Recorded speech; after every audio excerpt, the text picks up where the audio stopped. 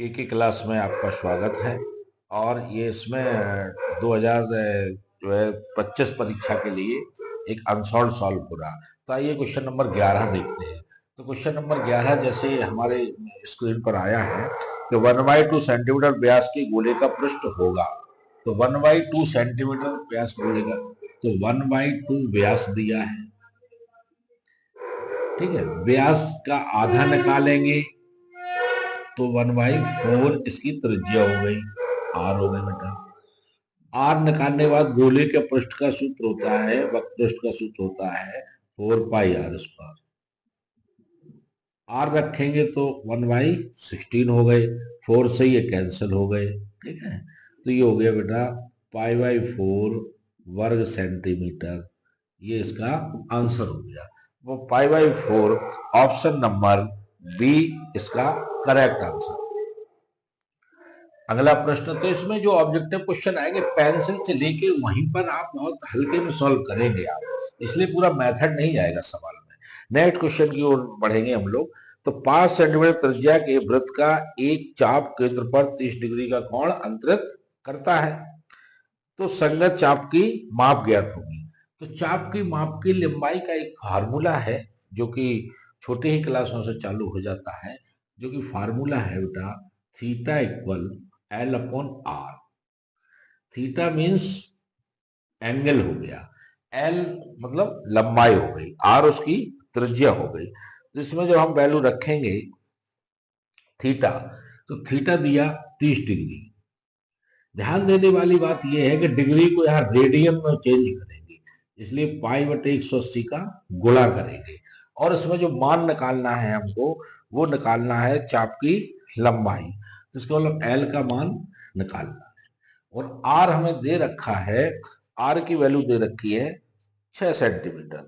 R हम लोग 6 centimetre रखेंगे। अब बस हमको कैंसिल करना है,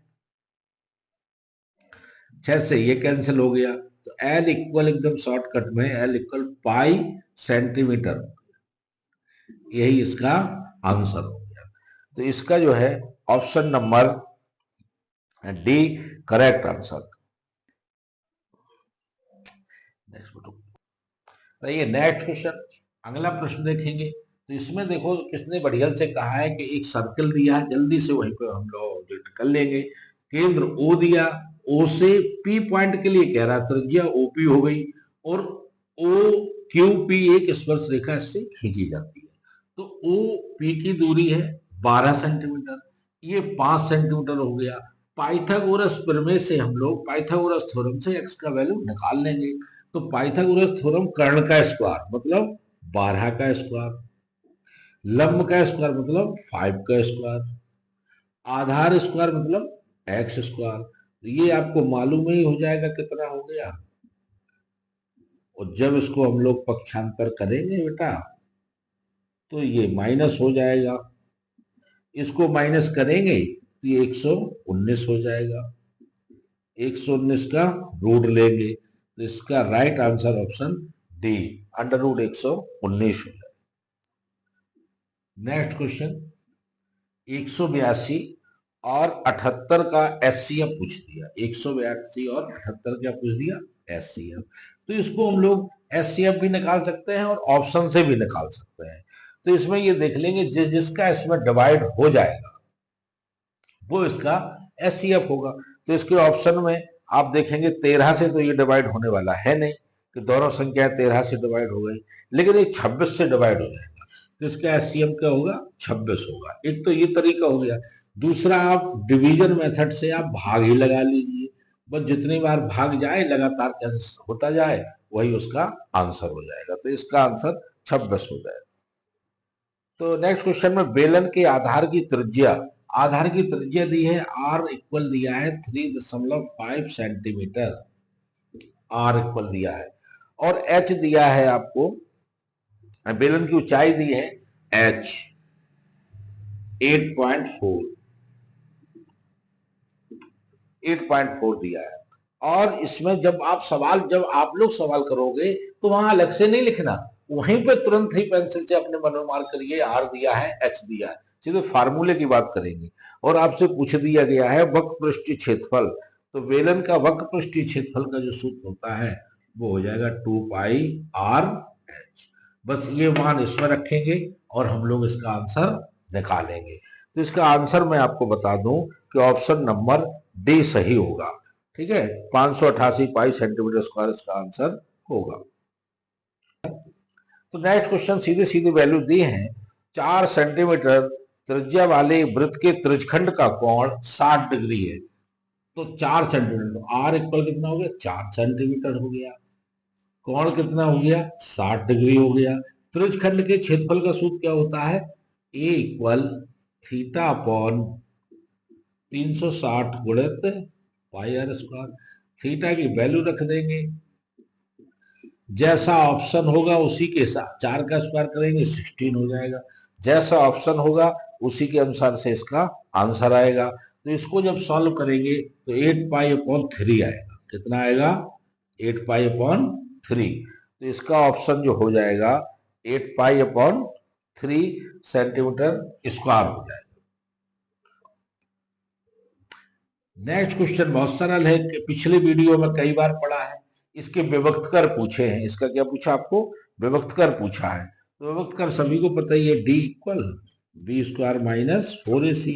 बी 1 कह देना है, 4 ए भी 1 है, सी भी माइनस के 1 है, तो माइनस माइनस प्लस हो गए। तो विभक्त कर ऑप्शन कितना हो गया, 5। तो इसका option number V correct answer हो गया, option number V. Question number जो है 18 है।